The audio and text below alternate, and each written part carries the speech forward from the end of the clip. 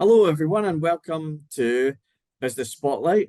I'm Marc Hunter, and I am conducting this interview on behalf of Rupert Hine of ActionCOACH. And today I am joined by Ewan Jardine of Kleboe Jardine. How are you doing today? Yeah, not too bad. Thanks, Mark. Excellent. It's a bit of a chilly day here in Edinburgh, but Yeah, we're close yeah, to Christmas. yeah. You all set for Christmas, though? I'm never all set for Christmas. That's the realities of my life. Yeah. Well, you know what? I'd like to learn a little bit more about about your life and mainly about your business. I'm really Mhm. interested in Kleboe Jardine. Can you tell us a little bit about your business and how long has Kleboe Jardine been operating for? Yeah, so Kleboe Jardine was set up in 2014 as Kleboe Jardine. Prior to that, myself and my then business partner had our own separate organisations, decided to merge them into Kleboe Jardine. So we've been operating since May 2014. So just coming up for 10 years now in this iteration, as it were.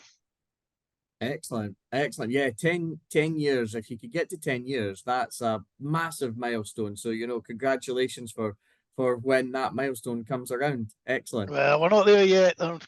Big recession on the horizon, according to Andrew Bailey. Who knows? Yeah, well, okay. On that then, what sort of if it is, you will get to 10 years, you're going to get to 10 years. Action coach, it's no ifs or buts, it's going to happen. So Ewan, it is coming up to 10 years, but you are saying, there maybe are some challenges there then. What sort of challenges are facing your industry? In fact, could you tell us a little bit more about the industry that you work in and the challenges that you're facing then? Sure. I mean, look, there's always challenges, and perhaps being a little bit flippant, but we always recognise that change is very much part of every industry these days. Certainly, very much part of my industry, which is kind of search and recruitment, particularly within the science and tech space.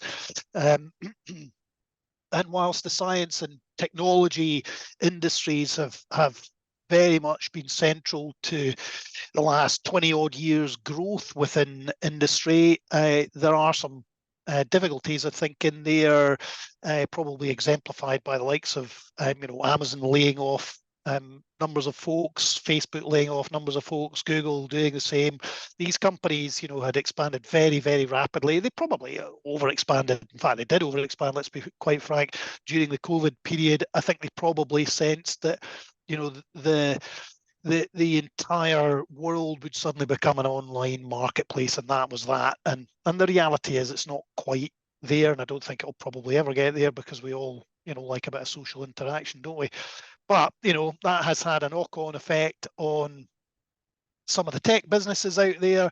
And what we do in the science and technology area is very much focused on life sciences, and albeit that is not necessarily directly related to some of the more mainstream technology businesses, they tend to be a little bit lumped in together when it comes to things like investment. So those businesses that are looking for investment to build their organizations are finding it quite a bit more difficult this year than perhaps they have in previous years.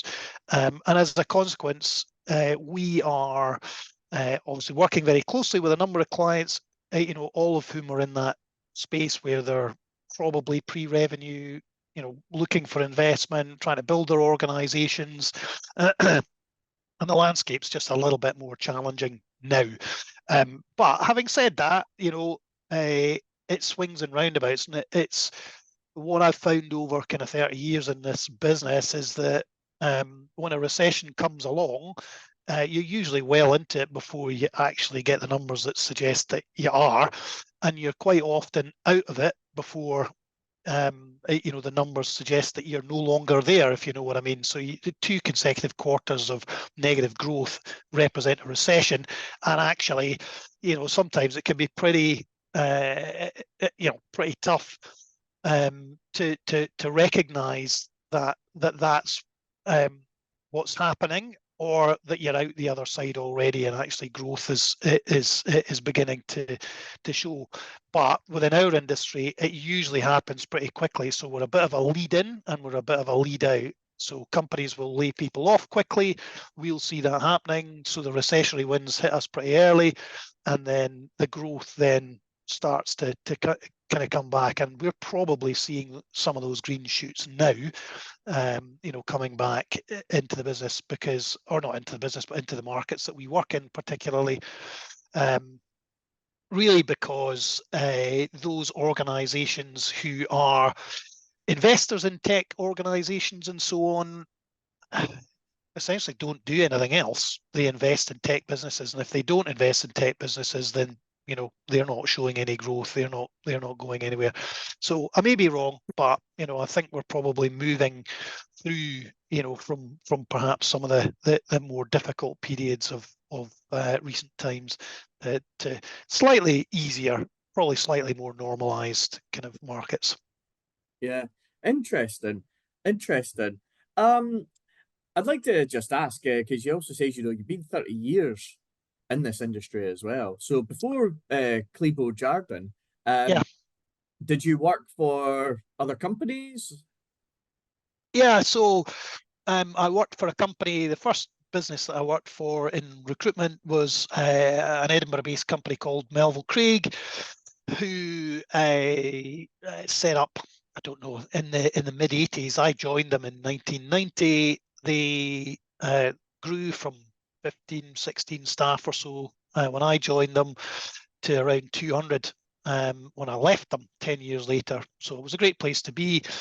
And then in 2000, I set up a business with a couple of colleagues, and we grew from the 3 original folks to, I think we had 55 staff. And then I sold my part in that business to my colleagues, and after a few years, I started.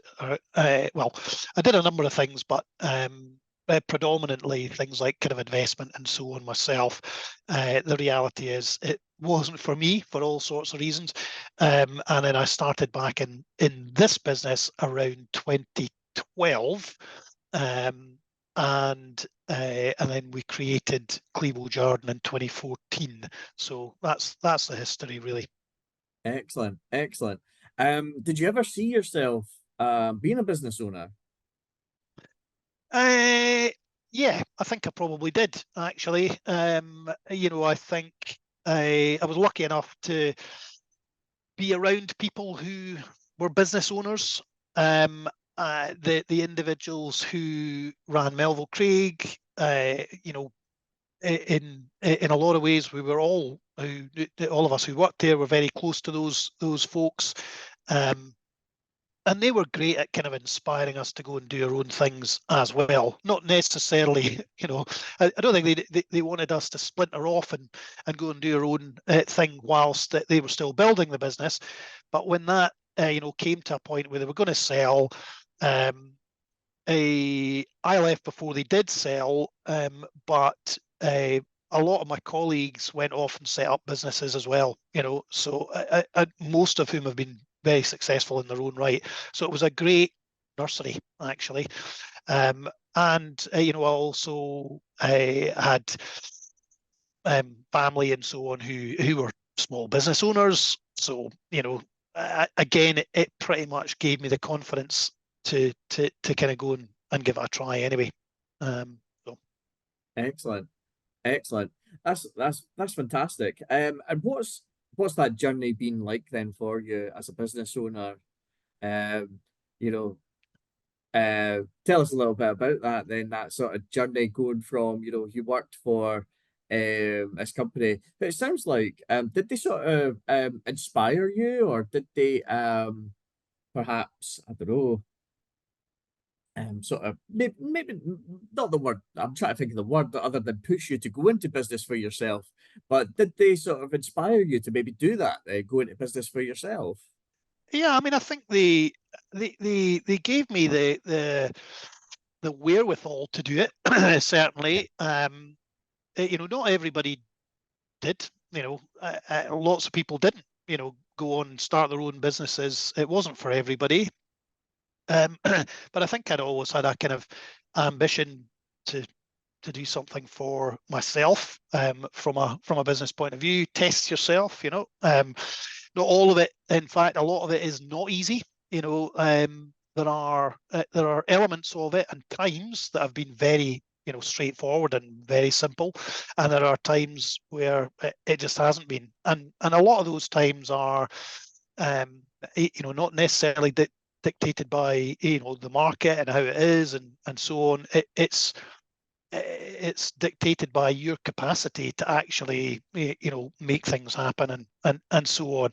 But I could always go back to the company that I first worked with, and there'd be examples of just how to get through it. What did we do when it got tough? So you can kind of go back to that and construct a strategy around moving your business on from the experiences you had there. But at that point in time, I was employed, so I wasn't quite so kind of perhaps aware of some of the pitfalls or the traps or whatever that lay in wait if you don't do it properly. But none of those things ultimately have kind of nailed me in one way, sort of shape or form or another. I've managed to get away with not being killed yet. Yeah, and sometimes a lot of it is just trial and error, isn't it? It's about finding out what works and what doesn't. And so what's been your biggest learning then as a business owner? Yeah, I think the reality is, and I kind of would say this, wouldn't I? It's if you hire good people, your business is easy. If you hire bad people, your business, or not bad people, but people who are not up to the task for whatever reason, and it may well not be their fault, or it may well be that they're just not aligned with your mission, or they're not kind of interested in the intensity that the pace you have to work at, or whatever it is. Yeah. Then it makes life very, very difficult. But it is very easy to make those mistakes, and make them consistently. Actually, because you are trying to grow your business, and there may not be the availability of I suppose well-rounded talent for your business, so you have to develop it. So you're making some substantial compromises, but if you get those compromises wrong, you're just hiring yourself a management problem. And we work with clients day in, day out who do this as well. So we help them avoid some of the pitfalls that we have kind of fallen into ourselves. And we can absolutely put our hand on our heart and say, we've lived that, and we've found actually a number of ways of making sure and putting tools in place and processes and so on that stop us from making those mistakes for ourselves again and for our clients. So Yeah, excellent, brilliant. Listen, thank you very much for coming on today, Ewan. I've got one last question for you, and it's for anyone. It's kind of two questions here. And it's for anyone who's maybe thinking of going into business for themselves. What advice would you give them? And also, if you could go and speak to your 18-year-old self, what would you tell them about going into business as well? So again, they're both very similar questions. Yeah, well, funnily enough, I answered that question on LinkedIn the other day there. And what I would say to my 18-year-old self, or my younger self, 18-year-old's probably about right, and anybody who's going into business, it would be the same thing. It's don't look for overnight success, just look for a steady progress forward. Try and build something that is a platform for the next bit of growth. either personal or business wise or whatever. I mean, there's probably lots of stories there are lots of stories of people who've been an overnight success.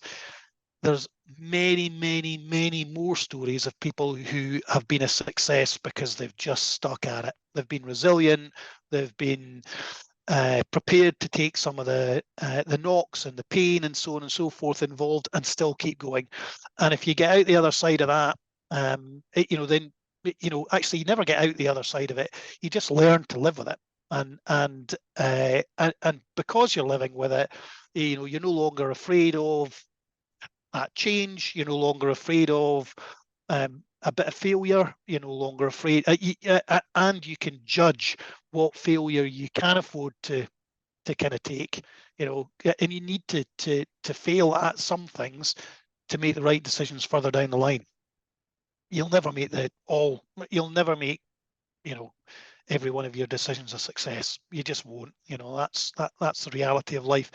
But when I was 18, I probably thought I could. When I started a business, I probably thought I could. I probably thought I had the template in place to do all of those things. And I didn't. But sausage slice your way to success. I think that's fantastic advice there.